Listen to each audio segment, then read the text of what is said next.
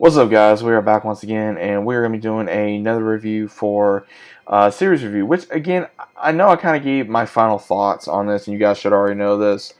But at the same time, I wish that this show would have ended on better terms. And what I mean is, obviously, Supergirl. I did enjoy a lot of what Supergirl had to offer. I was a fan of the idea of another not as big comic book character coming onto the screen because Superman has had his share of the spotlight for so long, and then we had another version of Kara finally coming to light, and we finally got to see the building of the Arrowverse as well. Martian Manhunter. We got to see Dreamer. We got to see another version of Superman. We got to see other characters that, if you're really not familiar with Supergirl like I am, then again it really built upon the world of it. But at the same time, it just felt like Supergirl was trying to head in so many directions where a lot of, I would say, the fandom was either divided or had left watching the show because it got to the point where it became honestly so woke and so political, where it made you wonder, what exactly is this? Is this, trying to repeat on a show that has to do in the DC world or in the world that is actually reality? Because anyone, and if you don't understand this, I don't know what to tell you. If you love watching anything, whether it be a TV, movies, games, whatever, you want to go into that world to escape reality for a few minutes, right? Whether it be 30 minutes to an hour. What has happened to Supergirl was absolutely crazy because the writing became so bad where it made you wonder what exactly is going on here. Because there was moments in the series where they were using different world events and they were putting it into the series, like when they had the humans versus metas, and ones with powers, and that was very political. They put that in there, and then also with Dreamer being a transgender, they put that in there, and then these mixed relationships, whether it be interracial relationships or transgender relationships or alien relationships or all this other kind of stuff, and it's like whoa, whoa, whoa, whoa. Most of this we already have. You don't need to slam that down our throat. You don't. It's just like how they're wanting to put and this is something that I know a lot of people will fully agree with, is I think at the last episode where Alex was literally one of my favorite characters. She was one of my favorite characters. She was badass. She was smart. She didn't have powers, but then she grew as a character to gain abilities from different devices to still become a hero. And that was awesome. But some of the things that they put in there for her was very cringy. Just like one of the things they put in there was her fighting a villain and she's like, oh, no touching without permission. It's like, really? You had to put that into a show? Come on, really? Or you had a character in here that had nothing to do with the story whatsoever, and obviously, no powers, no connection to the story other than his little brother was a orphan almost because he was raising his brother and they thought he was a criminal. And obviously they were putting that card of, because he is a African American male, and it's like, okay, we see what you're doing, but stop it. He has no impact on the story. He is not supposed to give hope to people. Supergirl is supposed to give hope to people. Martian Manhunter is supposed to give hope to people. Dreamer is supposed to give hope to people. These are the heroes.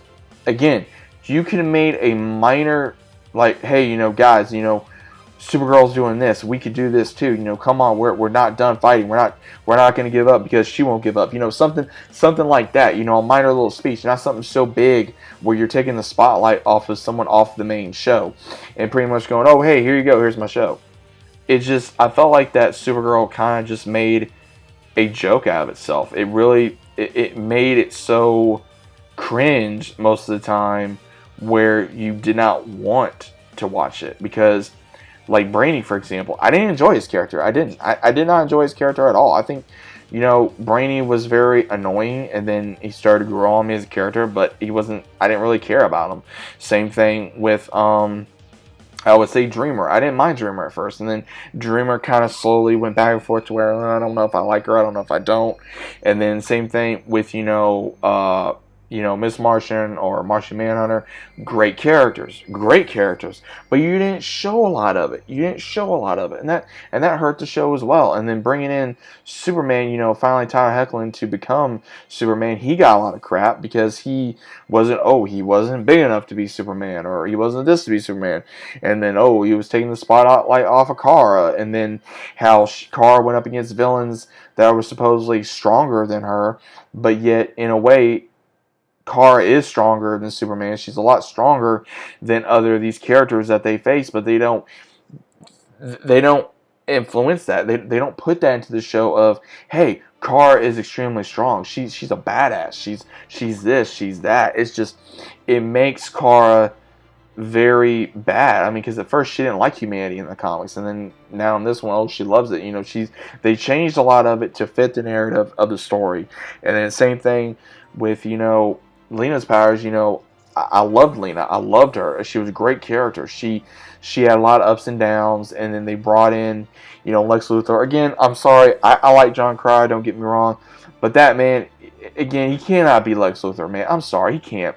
All I see is Bad Allen. He's not Lex Luthor material. No matter how much you want to, he's not. He is just Bad Allen with money. I can guarantee you could bring Charles Sheen up there for a priority, and he'd slap the hell out of him and be like, Allen, shut up and go home. That's how bad this is. I mean, it's just, when you look at your casting, it's just like, all right, come on, really?